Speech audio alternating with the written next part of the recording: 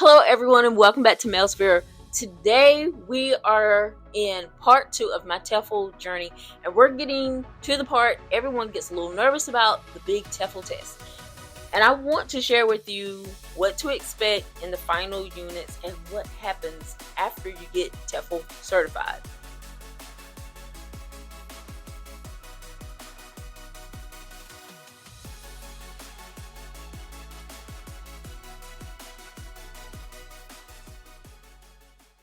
Now, the big TEFL test, what you need to know.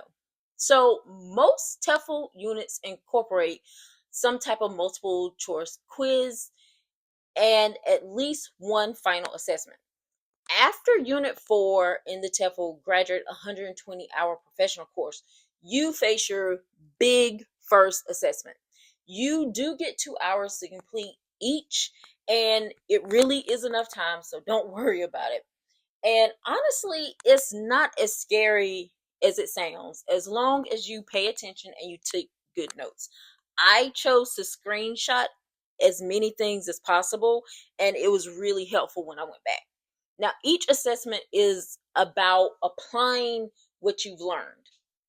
Before you start your assessment, you get an idea of what it will cover, but it's good to review previous quizzes and the big ideas from each unit. The first assessment was in Unit 4, and the second assessment comes in Unit 8. Now, these two assessments take about 48 hours to be graded if they are completed during the week. But keep in mind that these are graded by people in the UK, so if you're in a different country, be aware of the time difference. Now, the last assessment is like a final exam, and it covers everything that you've learned so far.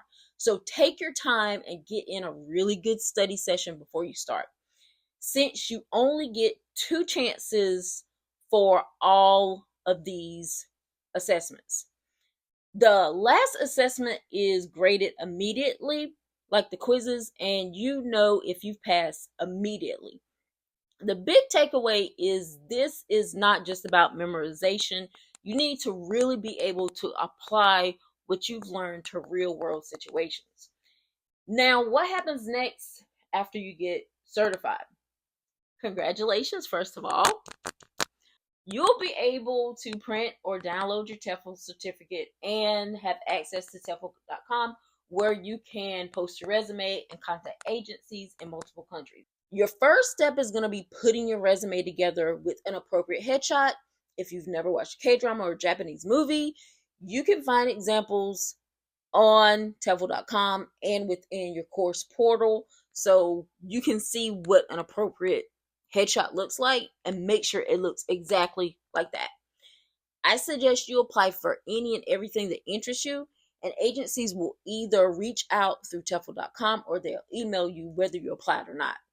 I just chose the person that contacted me first because I'm really ready to get up out of here, and it just so happened that I had heard a lot about this company. I had heard really good things, so I was like, that's fate. We're gonna go with it. If you have not passed your TEFL yet, don't wait to get these documents. You can start working on these documents now because you know you want to leave the country, and no matter if you teach or do something else, you're going to need these documents. So, of course, you can't print your TEFL certificate if you haven't passed yet, but you can make sure that your passport is valid for at least 18 months. Your resume and your headshot we have talked about, but you're also going to need an apostle bachelor's degree and a background check, and this requires fingerprints. You can go into your local police department and get these. I had to schedule an appointment online, and you'll need some form of ID and pay whatever the fee is. I think mine was like $17. But make sure when you go that your hands are properly moisturized because it helps the scanner pick up your fingerprints, and it takes about 5 to 15 minutes. You get your fingerprints on the spot, and you will send this along with an application to whatever agency you use to get your background check. Now, this does cost I think it's like $120 some dollars. So prepare for these expenses. You're gonna also need 6 colored passport photos and make sure those photos look like the you that's in that headshot, no AI. And I want you guys to remember that this is the time to go ahead and get your fingerprints, your passport photos.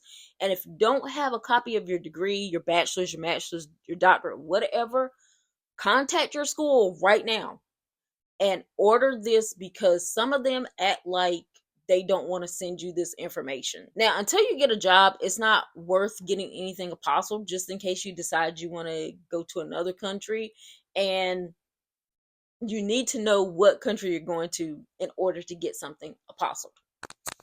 So what does job hunting look like? You don't have to use the TEFL hiring boards, which is a good thing, but it was easy and all in one place, so I used it, and it's free 99. But you can look up reputable recruiter portals like public school programs like Epic, private school language academies, different hagwons, or country-specific job sites like Cowork for South Korea. My recruiter is with EnglishWorks, and the process was very quick. I passed my final exam on Sunday. I posted my resume and replied to 5 jobs that same night. And by 9 p.m. on Monday, less than 24 hours later, I got an email from EnglishWorks. I sent them my resume and replied with a bunch of questions about what ages I wanted to teach, what areas I wanted to teach in. And 48 hours after that, we had a Zoom interview. We spoke about 15 minutes, and they asked me why South Korea, about my teaching experience. And they sent me a list of documents, the one that we just talked about, that I should start getting together. And 48 hours after that, they sent me the information for a school, and I had my first interview. So it took about 5 days from the time I passed my final exam to getting my first interview, which is one of the things I love about South Korea. If it is recruiting season, these people aren't waiting. They're trying to get people in these positions, and things are going to move very fast. And if you're not used to that, take a deep breath and prepare. So what are interviews like? As you prepare for your interview, I want you guys to expect questions like, why do you want to teach abroad? What experience do you have teaching children, teenagers, adults? Have you taught in person? Have you taught grammar before? How would you handle behavioral challenges? How would you teach phonics? Walk me through your resume, and many more. It is a good idea. Actually, it's an excellent idea to look up the school you're interviewing with and prepare and do a mock interview. And again, you want to be professional, dress how you did in your headshot, have a clean background, and be energetic whether you are or not, because it really does make a difference. Do a little research about what is expected within the culture you are applying to. I absolutely 100% bombed my first interview. I was very nervous, but I'm also 45, which I could tell the interviewer did not like. Most schools are looking for teachers in the 20s and 30s, and in South Korea, it actually tops out at foreign teachers teaching ESL at 50. So I found out the next day that I didn't get the job, and I wasn't upset about it because I knew I bombed it. But the good thing about, your recruiter working for you is I had another job interview 2 days later, which went excellent. They contacted the agency and had me a contract in 36 hours. I want you all to take your time and review your contract. Have someone else review it, especially the payment terms, health insurance, information about living arrangements. My recruiter was actually able to get pictures of the apartment that I would be staying in from the school.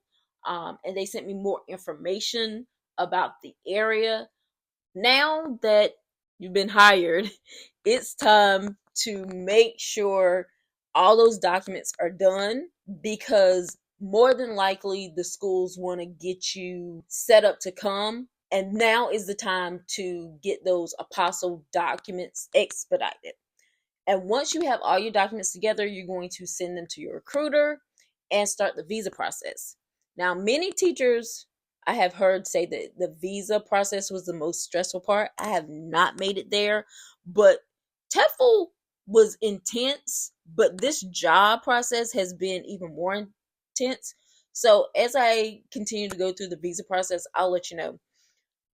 And that's a wrap for part two of my TEFL journey. I actually really enjoyed it because I like learning. And getting the certificate is really only the beginning.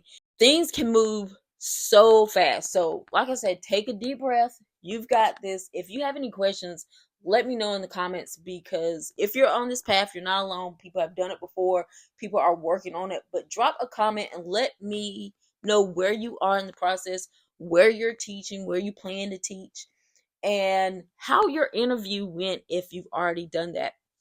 Make sure to hit like, subscribe, and share this with a future English teacher. Bye bye.